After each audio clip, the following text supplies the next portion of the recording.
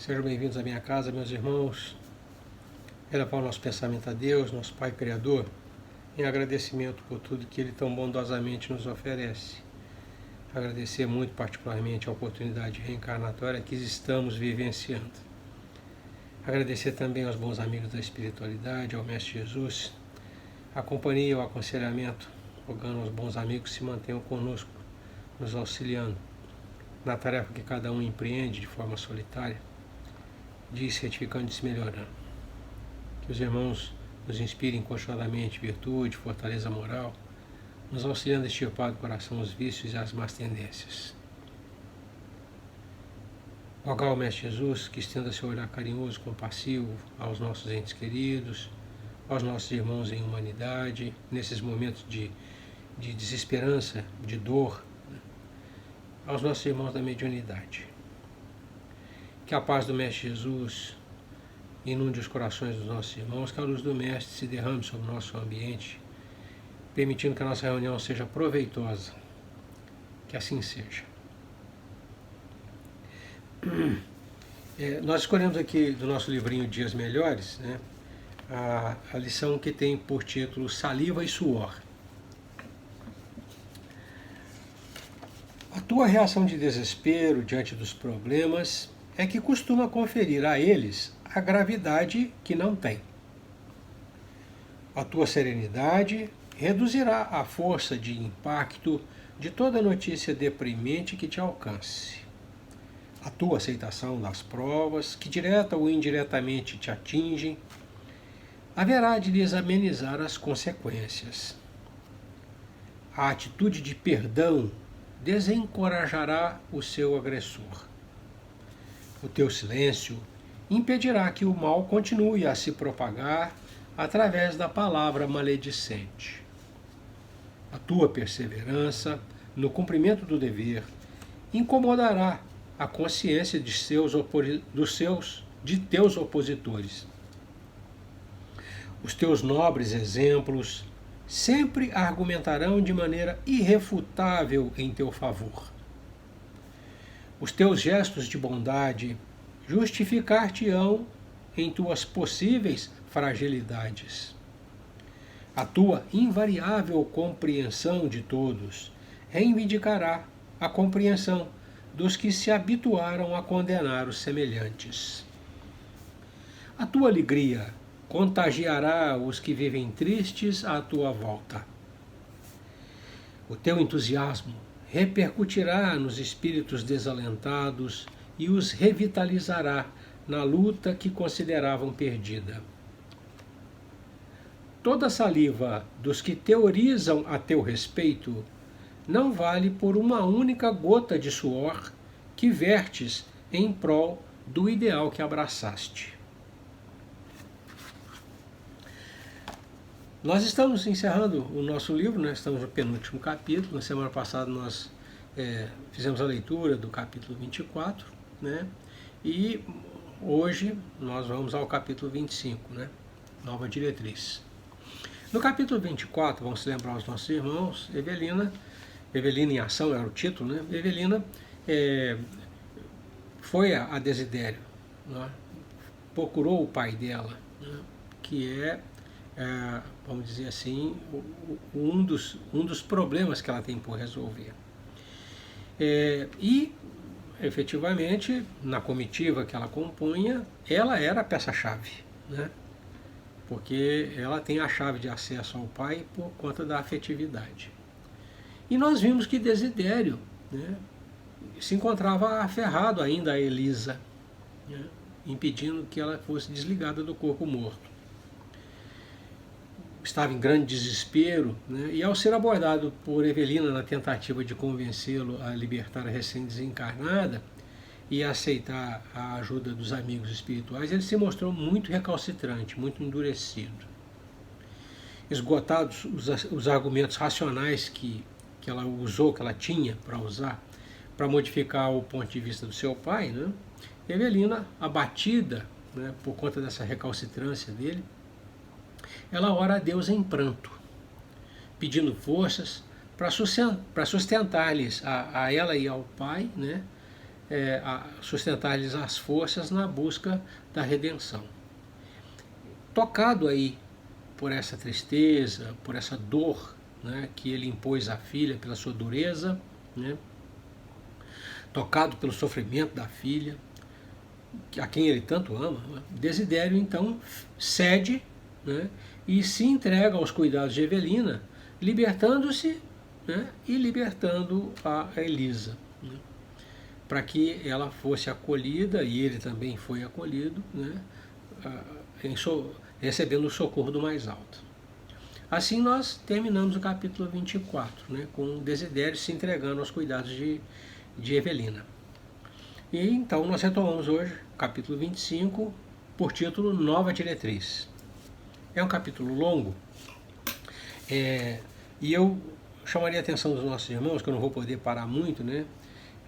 Trata-se de uma intervenção de um espírito sobre um encarnado, né? E muito embora pareça uma conversa normal, não, é uma sugestão, é uma indução de ideias, né? E os irmãos prestem bastante atenção em como é que o processo se dá, porque nós somos alvo desse processo diuturnamente, né? Os irmãos que estão à nossa volta, todos eles interferem de alguma maneira na nossa caminhada, né? Então, atenção para os diálogos mentais que acontecem, né? E a maneira como um espírito do bem, bem intencionado, né, consegue interferir na trajetória de outro encarnado. Nova diretriz.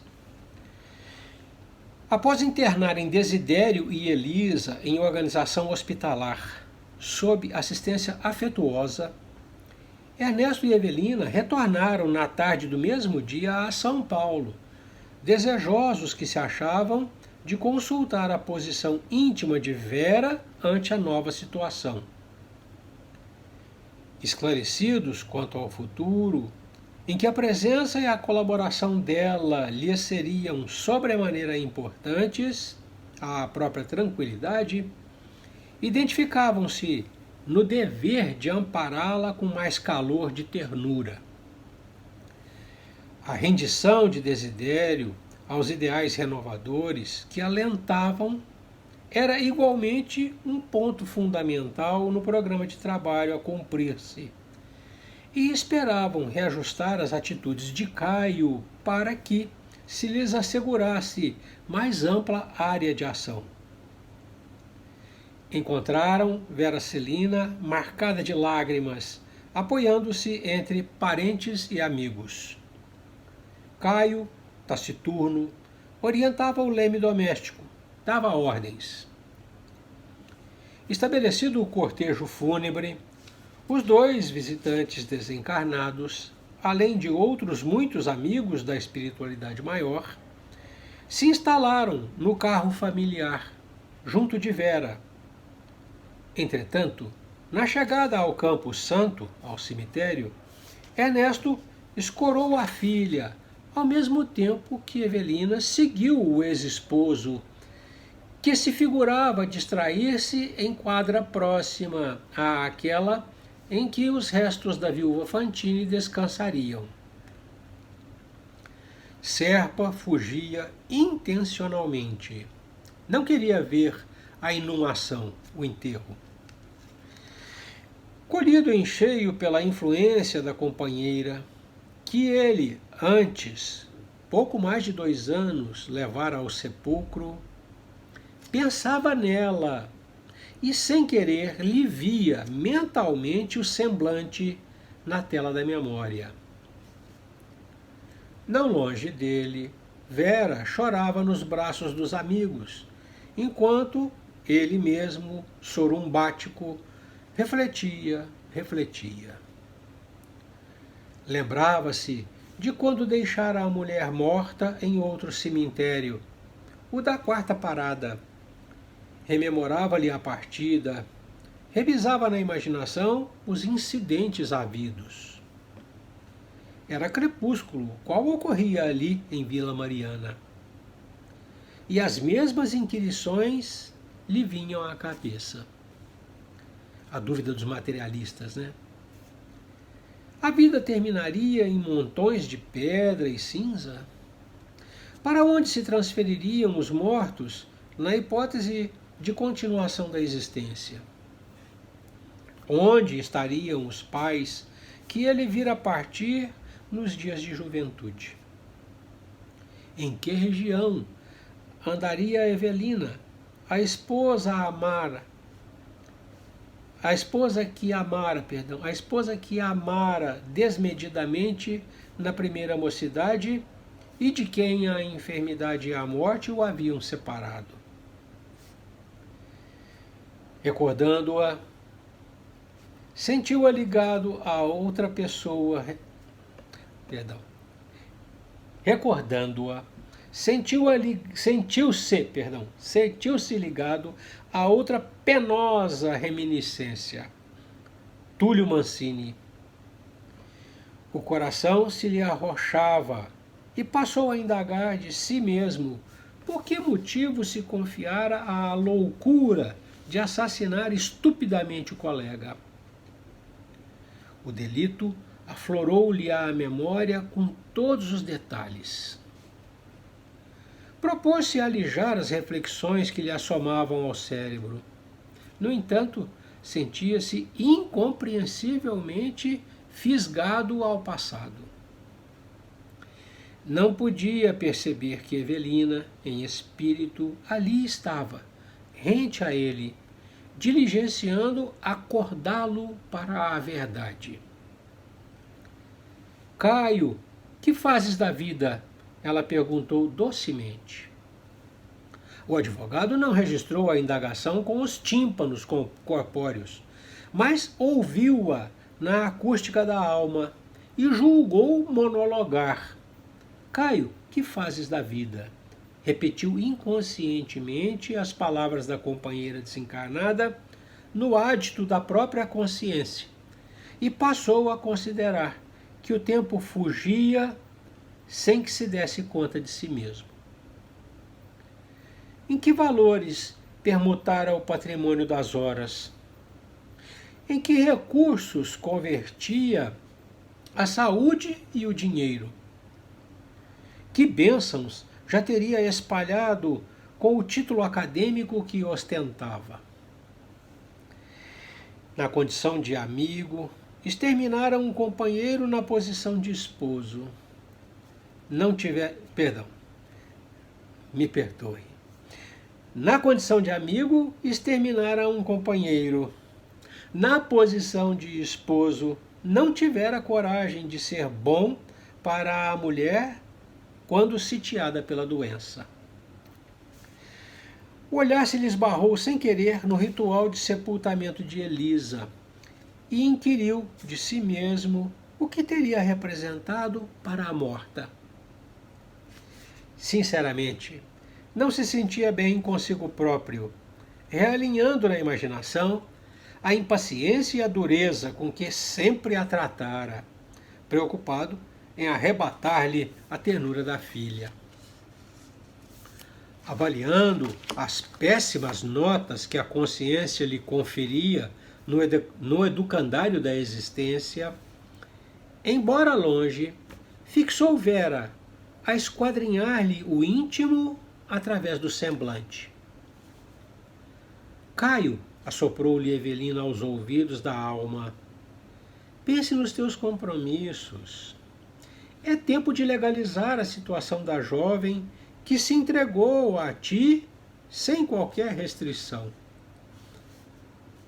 Convencido de que conversava de si para consigo, Serpa reproduziu a interpelação no campo mental, em silêncio, sem perceber que a esposa desencarnada lhe colhia as respostas. Supondo desenvolver tão somente um processo de autocrítica, monologou sem palavras. Legalizar a situação com Vera. Casar-me? Por quê? Sim, aprovava. Prometera-lhe o matrimônio, mas não se resignava a aceitar a medida sem maior observação. Já fora homem preso a obrigações de marido, e não se propunha a retomar a afeição recheada de constrangimentos. Recheada a constrangimentos. Além disso, matutava, dava-se por homem robustecido na experiência do mundo. Escutara em sociedade muitas referências desprimorosas ao redor da filha de Elisa, que não a recomendavam para a esposa. De rapazes diversos, obtivera apontamentos que lhe enodoavam a ficha de mulher. Por que entregar seu nome a uma criatura tida por inconstante? Caio, quem és tu para julgar? Torna Evelina. A interrogação de Evelina repercutiu na alma dele em forma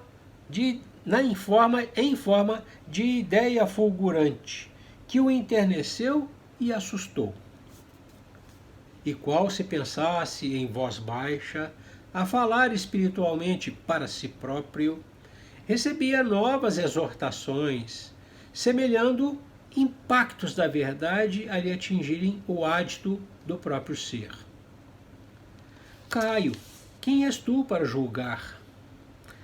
Não és igualmente de ti mesmo alguém onerado com débitos escabrosos perante a lei? A que título condenar sumariamente uma jovem prejudicada pelos enganos da sua condição de menina moralmente desamparada? Na base das advertências que lhe eram endereçadas, prosseguia indagando-se. Seria justo abusar dela agora, que se via praticamente só no mundo? Se a desprezasse, para onde iria? E quem era ele, Caio Serpa, senão um homem no rumo da madureza, reclamando a dedicação de alguém para que o comboio da vida se lhe não descarrilasse? Conhecia ele toda a escala dos prazeres físicos e que lucrara finalmente com isso, se levava toda a manifestação afetiva para o terreno da irresponsabilidade e do abuso.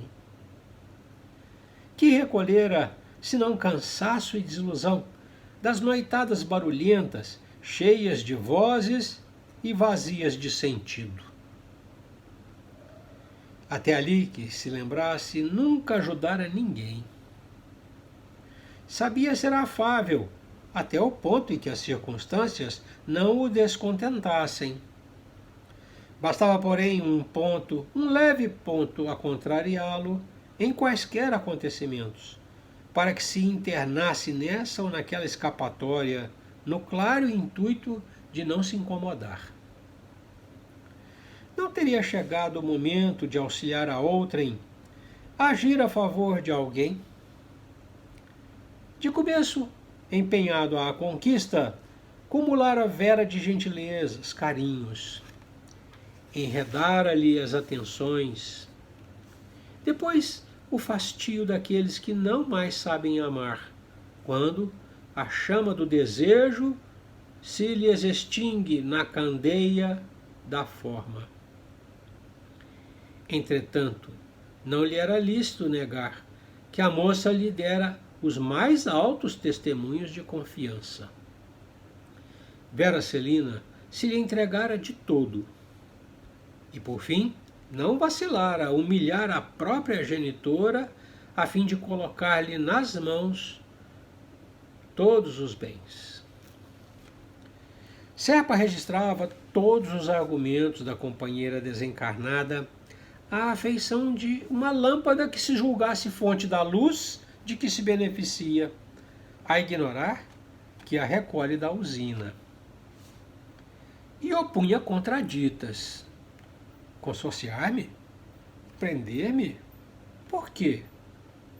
Não tenho toda a satisfação do homem casado sem as peias do matrimônio?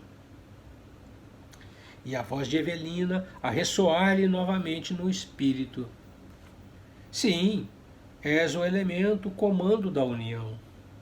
Entretanto, Como não te garantires contra as tentações do futuro? Como não te imunizares contra as tuas próprias inclinações para a aventura, doando a ela o elemento obediência, a tranquilidade de que carece para servir-te? Acaso te julgas livre das tendências à leviandade que te assinalam o campo afetivo?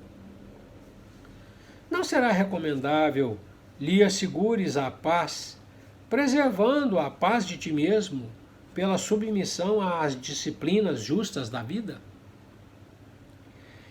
Pensa, imagina-te à frente de tua própria mãezinha, já que quase todo homem procura na esposa, acima de tudo, o apoio maternal que a madureza furtou da infância. Estimarias que um homem, na hipótese o teu próprio pai, lhe espancasse os mais puros anseios do coração? Porventura não se tornaria ela mais digna do teu amparo e do teu carinho se a visses brutalizada, desamparada, esquecida por aquele mesmo a quem se rendeu confiante? Por que alegares sofrimentos passados para menoscabar a criatura que amas, se semelhantes provações fazem dela alguém com mais acentuada necessidade de tua proteção e entendimento? Das admoestações propriamente consideradas, a ex-senhora Serpa se transferiu para reflexões de otimismo e esperança. Caio, medita. Vera não te confiou parcos recursos materiais à administração.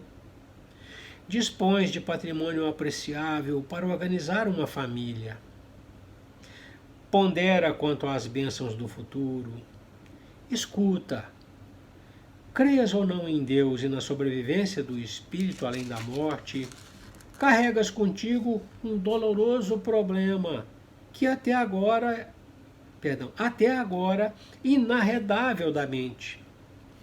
O remorso pelo homicídio praticado, a lembrança de Túlio Mancini abatido por tuas mãos. Escapas no rumo de prazeres que não te diminuem a mágoa e tentas em vão bloquear lembranças amargas que te assediam constantemente. Ser pai, cuidar de filhos queridos, não te será na terra a mais elevada compensação? O matrimônio com Vera te investirá legalmente na posse de recursos a serem valorizados e aumentados, garantindo aos filhinhos vindouros segurança e conforto, alegria e educação. Um lar, Caio, um lar onde possas descansar, renovar-te, esquecer. Filhos em que te revejas e o convívio de Vera, cuja presença te lembrará o refúgio maternal. Diante daquelas santas evocações de paz e ventura que jamais experimentara, pela primeira vez, depois de muitos anos, Serpa chorou. Evelina continuava. Sim, Caio, lava o coração na corrente das lágrimas. Chora de esperança, de júbilo. Confiemos em Deus e na vida. O sol que hoje se põe voltará amanhã. Contempla estas pedras, fita os sepulcros à frente. De todos os lados, explodem verdura e flor, a dizerem que a morte é ilusão, que a vida triunfa, bela e eterna. De um outro mundo, os que te amam alegrar-se-ão com os teus gestos de entendimento. Túlio te perdoará. Elisa há de abençoar-te. Coragem, coragem. O causídico surpreso, incapaz de identificar-se visitado pelo espírito da companheira de outros tempos, reconhecia-se subitamente consolado e eufórico, tangido por suave renovação nos recônditos do ser. À maneira de um doente que encontra remédio providencial e a ele se agarrasse, na sede da própria cura, instintivamente decidiu-se a não perder o precioso momento de exaltação construtiva em que entrara. Vamos, insistiu Evelina, concede agora, mais claramente agora, a nossa Vera a certeza de que a protegerás num casamento digno. Sucedeu o inesperado. Habitualmente agressivo e rebelde, Caio Serpa arrancou-se humilde do lugar em que se plantara. Avançou, sempre abraçado pelo espírito da ex-esposa, na direção do grupo em que a jovem se apoiava. Ali, de pensamento conjugado ao da mensageira espiritual, observou a moça sob novo prisma. Pareceu-lhe que começava a amá-la de maneira diversa.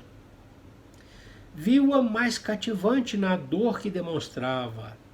Percebeu-lhe a solidão e a sede justa de companhia. Às súbitas, reconheceu-se também só, a requisitar-lhe mais intensivamente a dedicação e o carinho para viver. Já não sabia, naquele inesquecível instante, se a queria com a impertinência de um homem ou com a ternura de um pai. Abordando-a, tomou-lhe o braço de leve e comunicou-lhe em voz alta, no propósito de alicerçar a própria declaração com o testemunho dos amigos presentes. Vera, não chores mais. Você não está sozinha. Amanhã mesmo cogitaremos de organizar a documentação precisa para casar-nos tão breve quanto possível. A interpelada lançou-lhe um olhar significativo e agradecido. E enquanto ambos se escoravam um no outro para retorno à casa, Evelina e Ernesto, com os amigos desencarnados atentos às derradeiras homenagens à viúva Fantini, entraram em prece, agradecendo ao Senhor a bênção daquela transformação. Mais um passo importante estava articulado para o futuro melhor. Caio e Vera levantariam um lar com o amparo divino.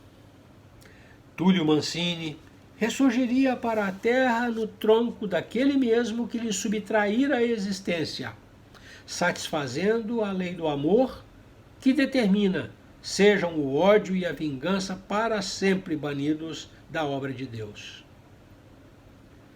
Mais tarde, Elisa se lhes reuniria por filha bem-amada.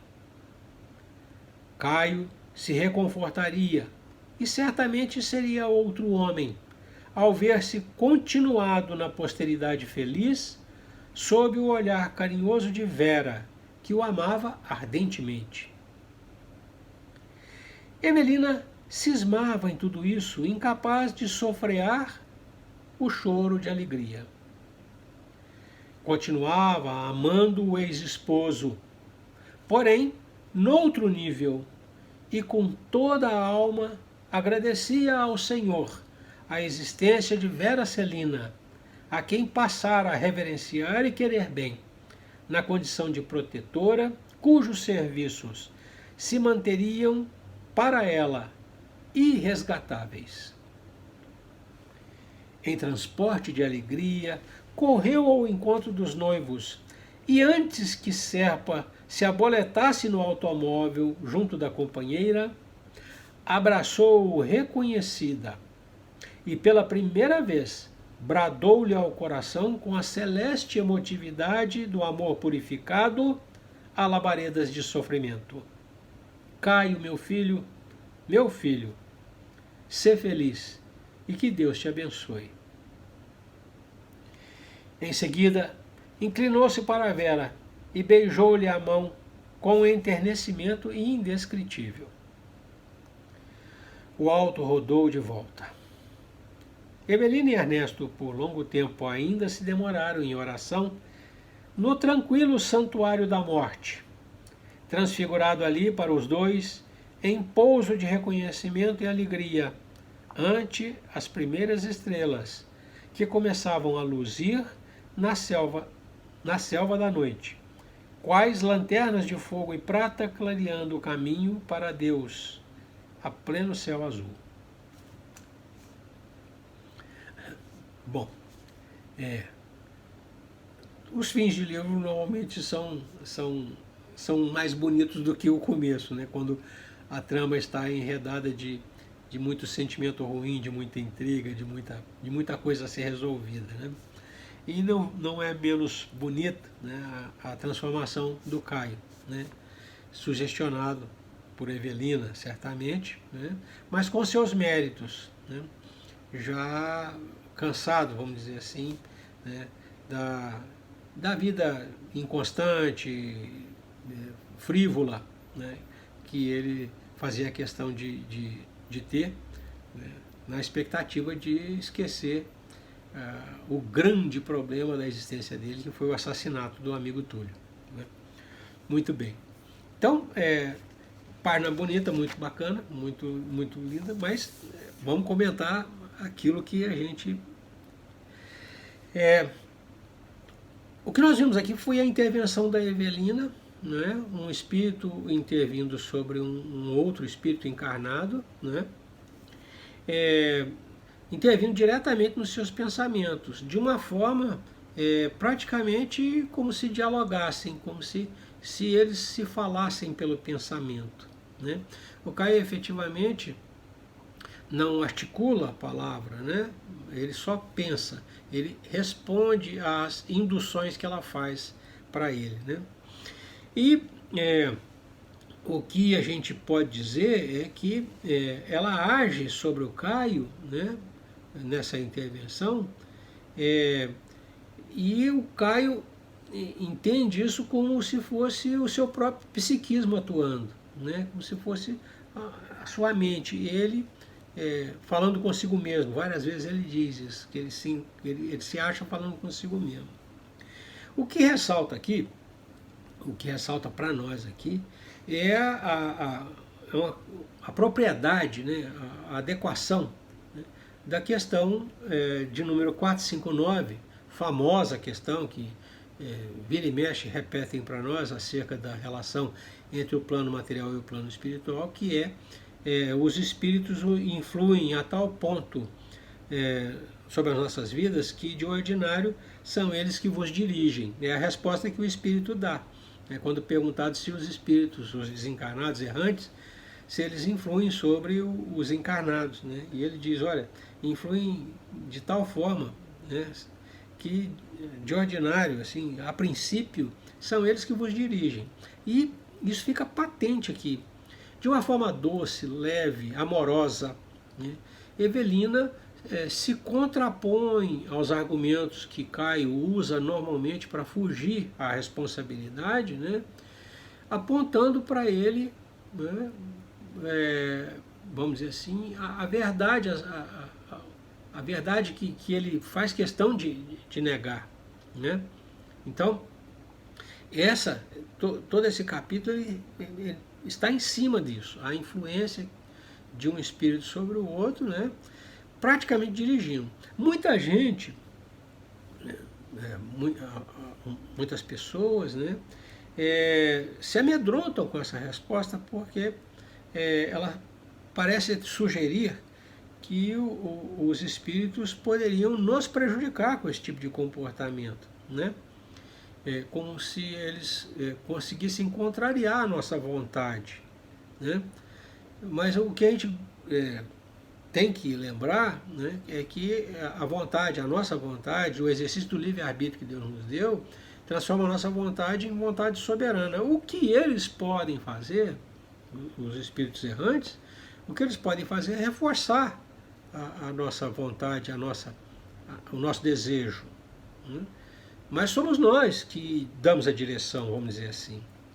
O que acontece com o Caio é que ele já vinha, a gente nota, né, que quando ele começa a lembrar da Evelina, ele já vem meio balançando, ele já não está mais tão, já não satisfaz mais tanto a ele aquela vida que ele toca, né? Aquela vida que ele leva, né?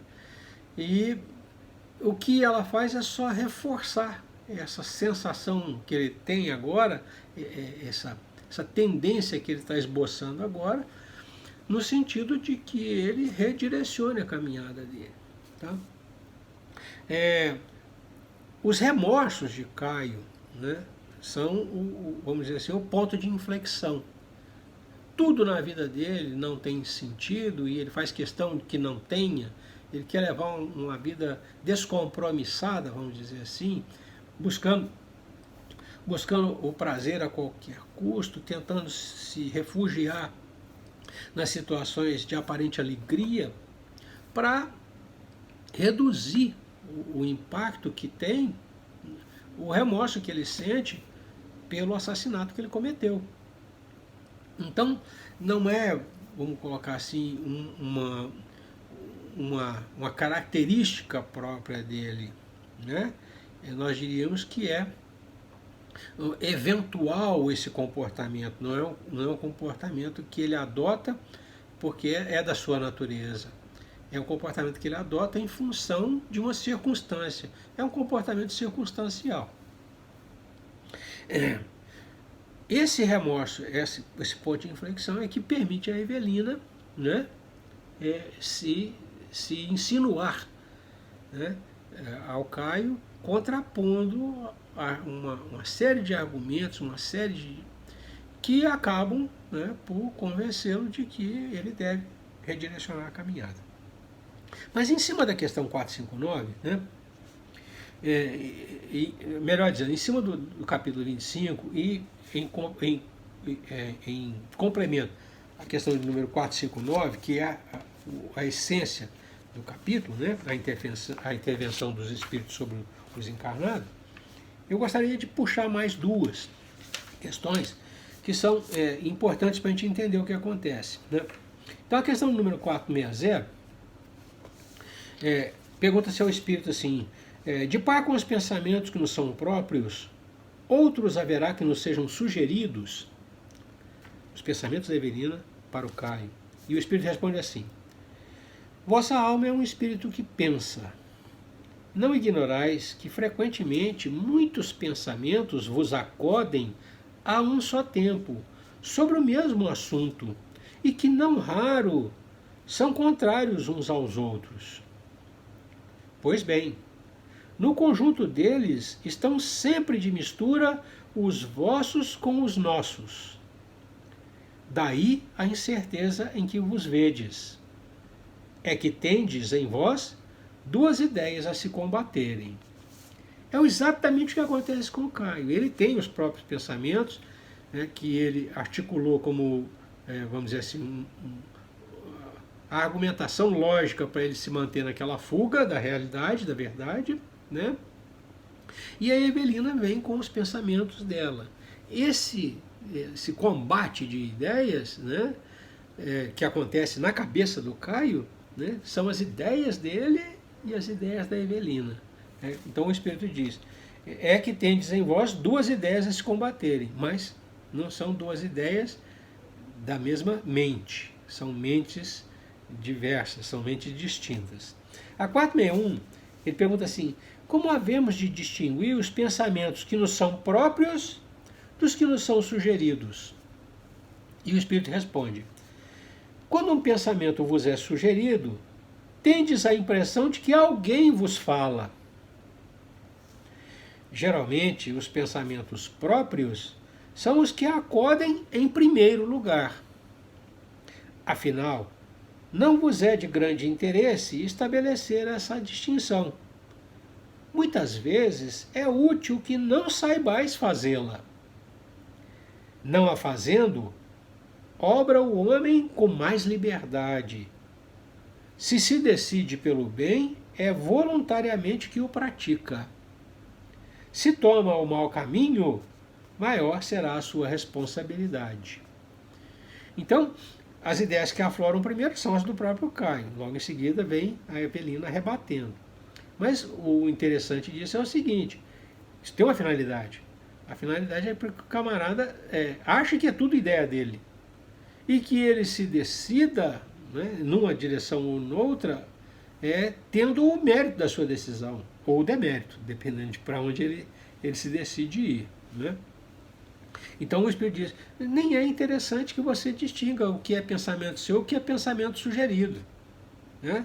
Porque aí você tem mais liberdade, é como se fosse tudo seu pensamento. Né?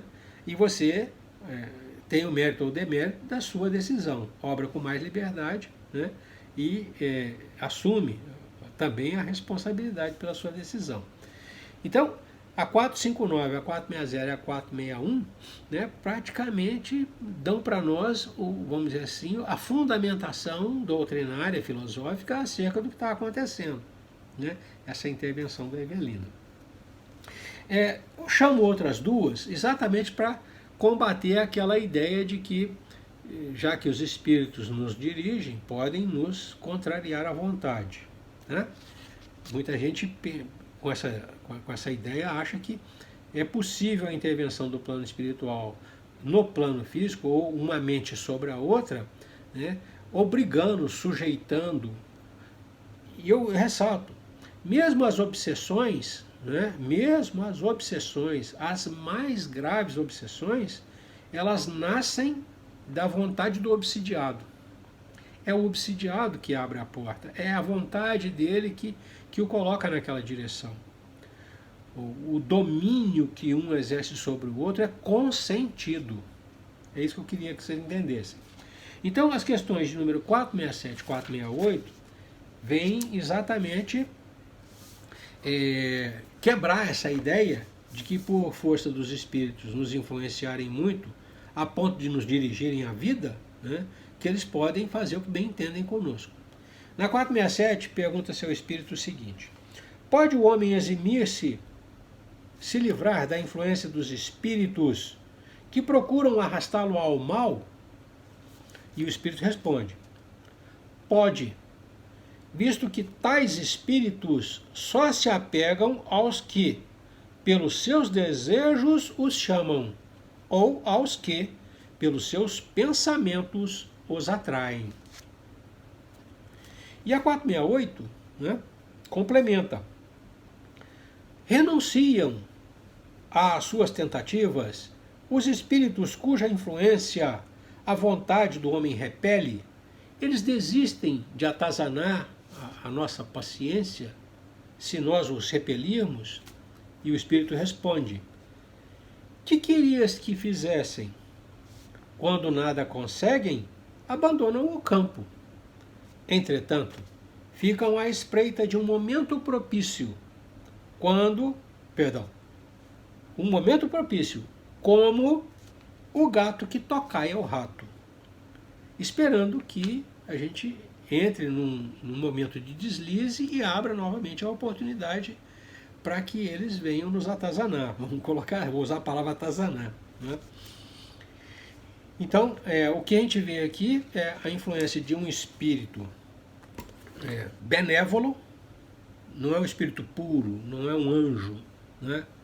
É um espírito benévolo que tem amor pelo outro, que quer o bem do outro e que atua, auxilia o outro a redirecionar a sua caminhada. É esse o trabalho que a Evelina faz, né? E é essencialmente a atuação de um espírito benévolo, né? Em proveito ou tentando auxiliar alguém que lhe é caro, objeto de sua afeição. Os espíritos sérios, né, eles se condoem, eles têm compaixão, né, dos nossos revés, das nossas dificuldades, das nossas pequenezas, né, e procuram ajudar-nos. Né. É nesse sentido que a Evelina, que já tem um entendimento mais amplo e que nutre a afeição pelo Caio, atua sobre o pensamento dele. Inegavelmente, o Caio mostra a disposição para a mudança. Né? E o que a Evelina faz é contrapor argumentos aos argumentos que ele aventa para fugir da renovação. Ele não quer mudar de lugar. E o que ela faz é basicamente isso. É contra-argumentar. Então aí está exposta a atuação da espiritualidade superior a nosso benefício. Né? É assim que eles atuam, nos auxiliando. Né? Nós temos várias oportunidades ao longo do dia, às vezes, né, dessas intervenções se processarem. E tanto elas acontecem, tanto mais elas acontecem, quanto mais ligados com o mais alto a gente estiver. Eu falo sempre com o mais alto porque para ligar no plano inferior a gente tem uma facilidade tremenda. Então, manter o pensamento orientado para cima, buscar sempre a solução mais evangélica, mais cristã, né, para os problemas do dia a dia, permite que os nossos irmãos atuem sobre nós, nos colocando uma série de ideias e soluções, né, favoráveis à nossa decisão adequada, decisão feliz, a decisão correta.